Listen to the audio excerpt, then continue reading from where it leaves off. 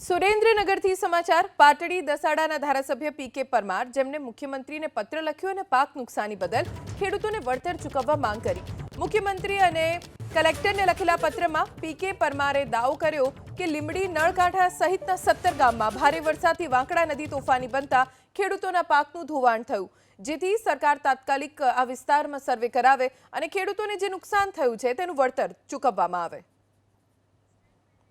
4 દિવસ અવિરત વરસાદે રાજકોટ જિલ્લાના ખેડૂતોને પણ બરબાદ કરી નાખ્યા છે। જિલ્લાના ઉપલેટા તાલુકાના મોટી પાનેલી, જાર, હરિયાસણ, સતાવડી સહિતના ગામોમાં સતત 4 દિવસ અવિરત વરસાદ પડ્યો, જેથી ગામના ખેતરો બેટમાં ફેરવાયા। મગફળી, કપાસ, એરંડા સહિતનો પાક ધોવાઈ ગયો છે। ખેડૂતોની માંગ છે સરકાર તાત્કાલિક વિસ્તારમાં સર્વે કરીને સહાય ચૂકવે। તેમજ ઉપલેટા ગ્રામ્ય પંથકમાં જે રીતે 6 દિવસ થયા મેઘરાજાએ અનરાધાર બેટિંગ કરી છે, જેને લઈને ખેડૂતોના ખેતરમાં પાકમાં તો નુકસાન ગયું છે, સાથોસાથ છે તે અનેક ખેડૂતોના ખેતરમાં ધોવાણ પણ થયું છે।